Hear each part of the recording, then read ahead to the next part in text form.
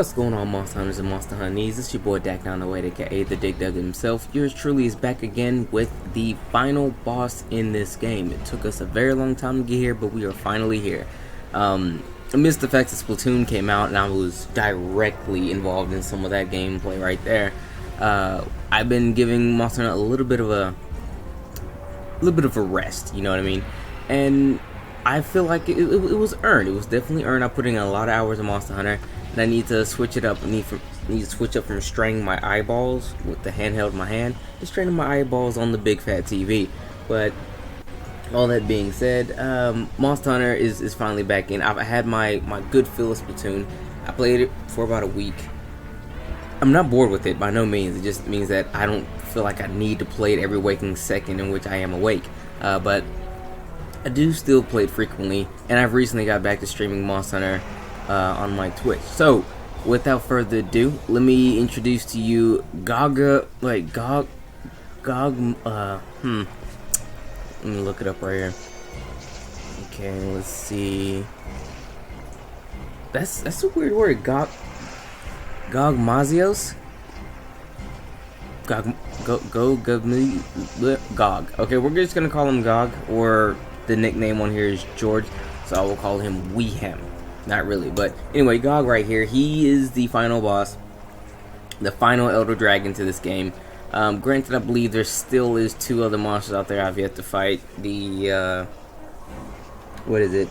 The Rusted Kushlodora, and whatever the subspecies is for the really big snake. Those two subspecies I've yet to fight, and once I do fight them, that'll make the entire monster list complete. It's a very long list, mind you. I mean, I've been playing this game for like 4 months now.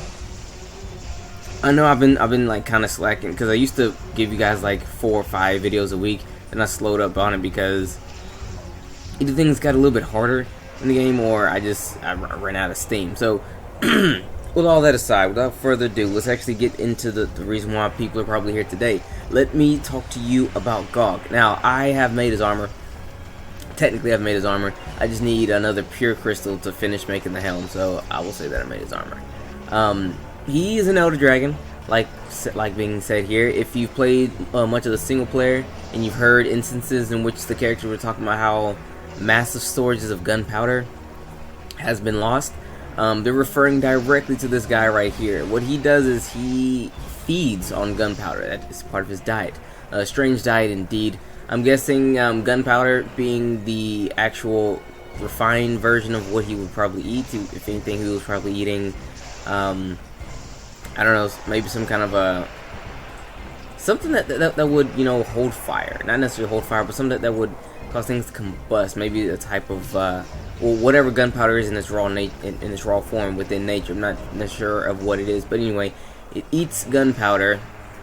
It doesn't necessarily correlate to his abilities, but he does have this very interesting ability where you can get quote-unquote tarred.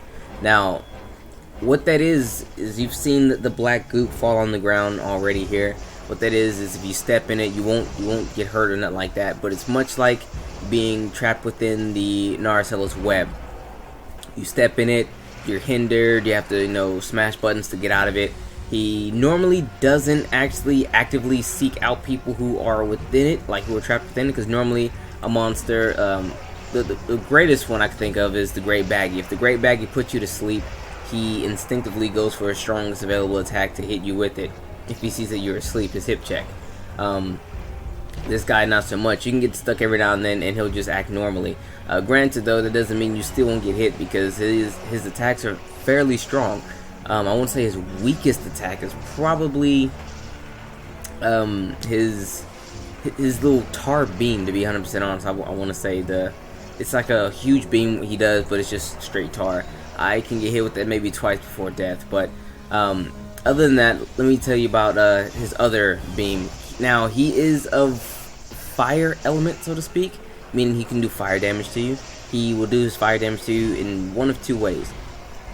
Well, one of 3 ways, actually. When he's enraged and he's close to death, I've figured that this is only when he's close to death. The tar that is actually that falls on the ground gets superheated and explodes. That gives you fire blast if you hit it with the explosion. he has a laser beam, which is actually superheated, oil or tar or whatever. Again, that he concentrates it into a beam, and then it forms a really huge puddle on the ground. You've seen me get hit with it already, but if you get hit with it, it gives you Fire Blight as well. One last thing, you see me get hit with it already, was he'll slide his hand across the ground, and then I think that move also switches over into him whipping his tail around. The hand sliding across the ground, that attack will also give you Fire Blight for one reason or another. Okay, so look for Fire Blight in those 3 ways. Now I'm using the Ukanlos armor. I was cautioned against going here with fire, but I told myself, just don't get hit with the fire. I totally got hit with the fire and it hurt a lot. So I would also caution you to not go in here with any kind of fire, because his fire attacks, although few, do an insane amount of damage. Okay, now a certain characteristic about this monster. 2 things actually. Now, one thing about this guy, he falls down a lot. Now, falling down is like he'll fall on the ground like a hard knockdown. It'll be a hard knockdown, and he'll lay there for about a good 5 or 6 seconds. Maybe even more every single time you knock him down. He falls down a lot. I don't necessarily know why he falls down so often.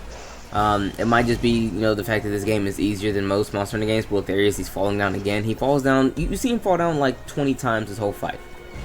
He falls down anytime he's hit with a binder. He'll fall down. He falls down every time he's hit with the Dragonator. He falls down when he gets hit with the Dragonator that's actually on his back. Yes, you heard correctly. There's a Dragonator on his back, and just recently you've seen it actually go off. What it is if you break his back, the Dragonator that's on his back will fall down. And you can still use that Dragonator. So if you normally you can just use it right then and there as soon as he wakes up from being knocked down, because you knocked it off his back and he's hurt, so he's knocked down again. But when he normally stands right back up, you can hit him with the Dragonator, and he'll get knocked down again for additional damage, of course. So I would like to say that Gog is actually really easy. I mean, putting damage on him is not something that's hard at all, because he falls down all the time. I mean, he's so clumsy, he just falls over. Granted, though, like I said, even though he may be easy because you can actually land quite a few hits on him because he gets knocked down all the time, doesn't mean he doesn't hit hard enough to actually clean out the entire team. Which didn't necessarily happen to the entire team, but he did clean up me and another guy, which caused us to fail the quest, because I think either I or a different guy carded beforehand. It was probably me. I don't know what I was doing. I was still, even though after I fought this guy, I was still fighting him with the Ukanlos armor, because I don't know why. I think it's just because it looks cool and it's the first armor they have with the cape. I'm not sure. Regardless, he hits very hard, so just watch out for that. I mean, watch out for pretty much anything that he does in terms of hits. You can stay on the ground, which is practically what I do the entire fight, and do your best to actually not get hit. Or you can be savvy. I say savvy because it takes a little bit of a know-how.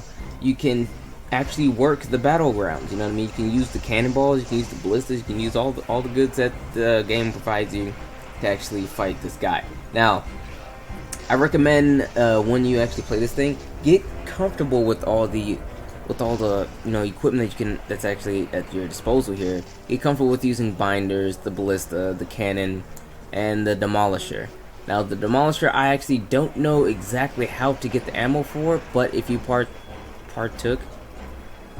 if you participated, not even participated, if you downloaded the May DLC, that not even DLC, the gift packs that Capcom gave us, they give you 3 demolisher coins in there, so you can use those coins to actually fuel the demolisher. I'm sure you can actually get demolisher coins from I think the Wycoon, no, not the Wycoon, the lab guy, the guy who makes the dust powder and the disposable earplugs and things like that. Well, the dust of life, excuse me.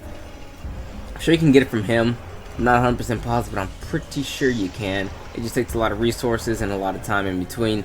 But get comfortable using the demolisher, get comfortable using the cannons, because if you want a quick time to beat this guy, you're gonna have to use all of those things.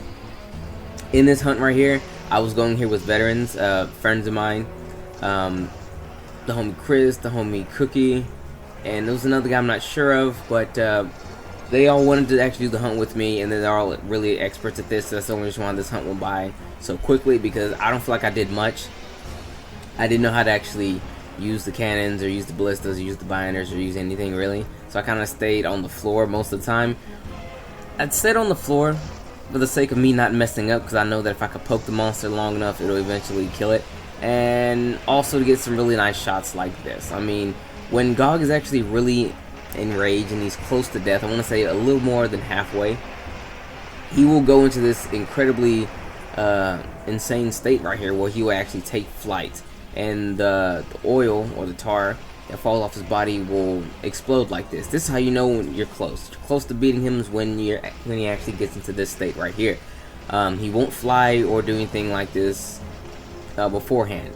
And a surefire way to know that he is close to death is the tar.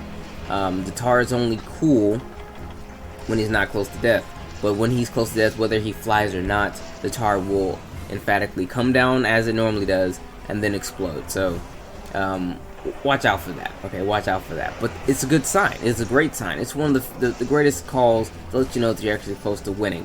When he is like this though, it's kind of best to use your cannons and your ballistas and things like that, because he's going to be enraged for a while. But once he calms down, it's not necessarily it's relatively safe, I guess you could say.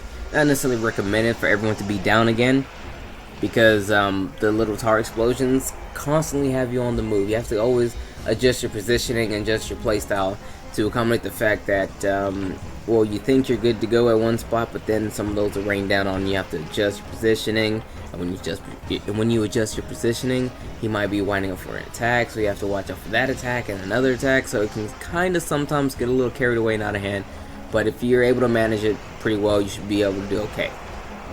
Me, I'm pretty used to fighting in very adverse situations where I am definitely not the winner in the outcome, in the outcome 9 times out of 10.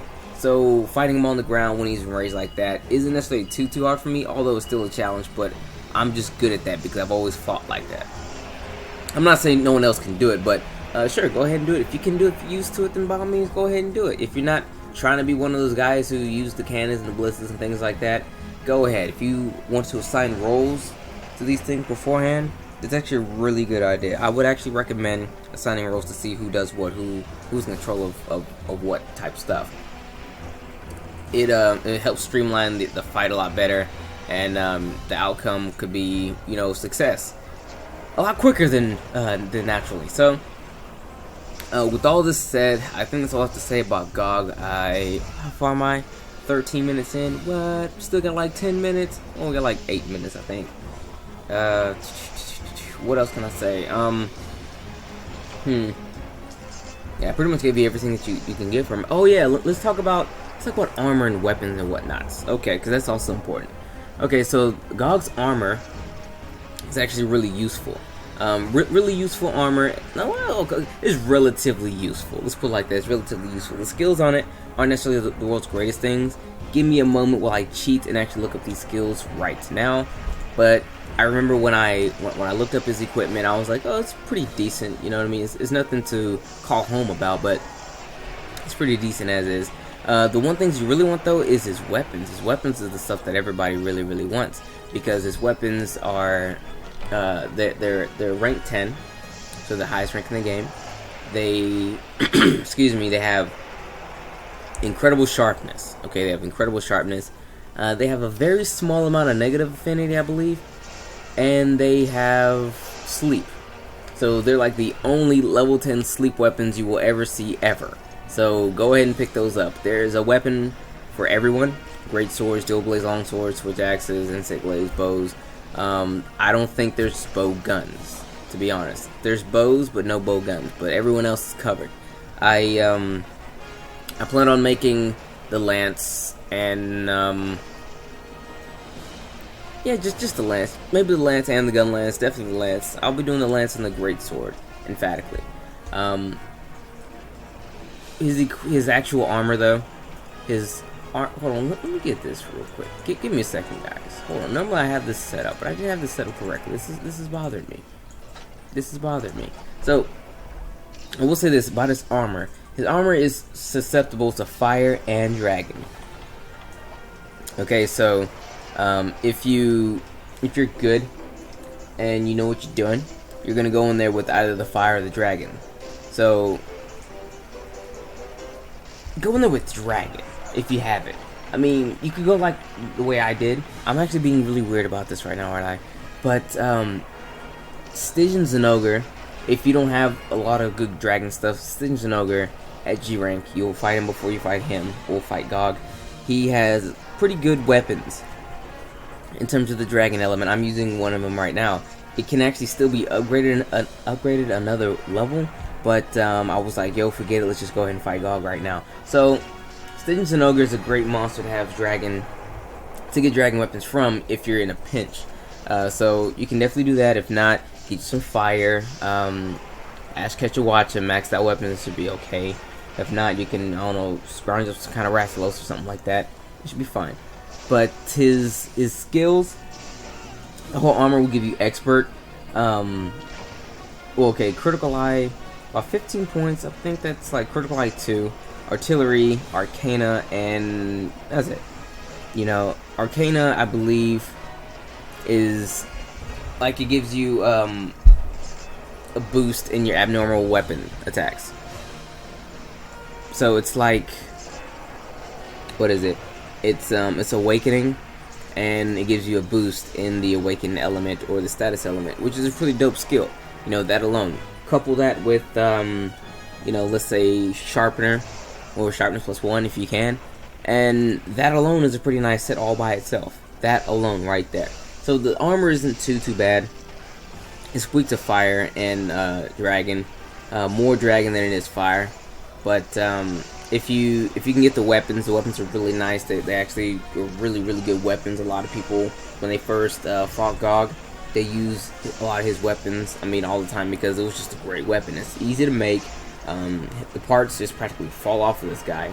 You get to carve him 6 times and get 2 tail carves, and the box is pretty generous at that. So making his armor, making his equipment, everything should be a relatively easy job. I mean, you can fight about 5 Gog and make the entire set of armor, which is what I did. And probably still have enough parts left over to make some of his weapons. So if you can gem it out real nice, you can probably have a really dope Gog set.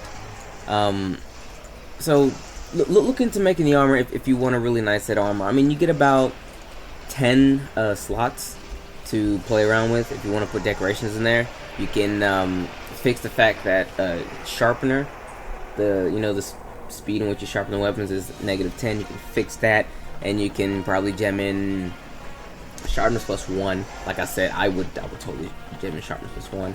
Or you can change it up to where you can get artillery god and an expert god or critical god, artillery god, and then just go in there with, I don't know, something like his weapon type, and one of his weapons, because they go purple naturally, I believe, and charge axe or gun lance, something, you know, whatever.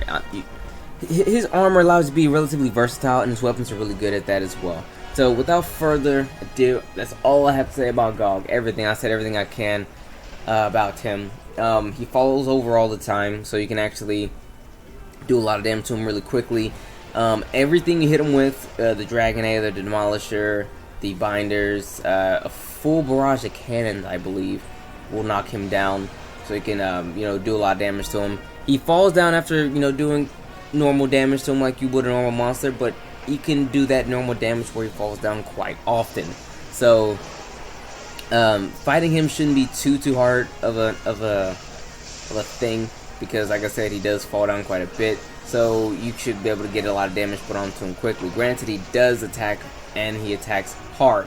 So watch out for most of his attacks. A lot of them have really long tails, by meaning which is that you see me winding up this really long attack, and if you get hit by it, you're an idiot, because I've been winding for like 30 minutes. Other than that, he's pretty good. A really good Elder Dragon, I would say. I would hate to see him move as efficiently as like a Sergios or like a Diablos or even a Rathalos. If he moved like those guys, this would be a very hard monster to fight. But on a scale of 1 to 10, I give him about a solid 8.5 in terms of difficulty. So I would say go in here prepared. Make sure you bring you some friends or people who know who are worth their salt, who you can trust. You know what I mean? And you should have like no problem getting this guy down in like 20 minutes or so. Anyway, guys, it's been your boy Dak908, aka the Jig Dug himself. The hunt is practically over, and there it is. It's over, and I'll just let you guys see my rewards, things like that. The next video will be as soon as I can actually get to those other monsters, because I've been playing Monster Hunter a little bit and I haven't actually gotten to those monsters. I'm currently in the works of doing some of this DLC stuff right now. I don't know if you guys want to see DLC quests or something like that, let me know and I can upload some of those, because hell, everyone likes to see DLC stuff. But if you really want to see the DLC stuff, let me know, because right now all I'm doing is just uploading the monster fights. And then after all the monster fights, I guess I will just do the DLC quest anyway, in case you want to see those or not. But regardless, it's been your boy Dak908, aka the Dig Dug himself. Take care. Monster Hunters, Monster Hunties. I'll see you next time.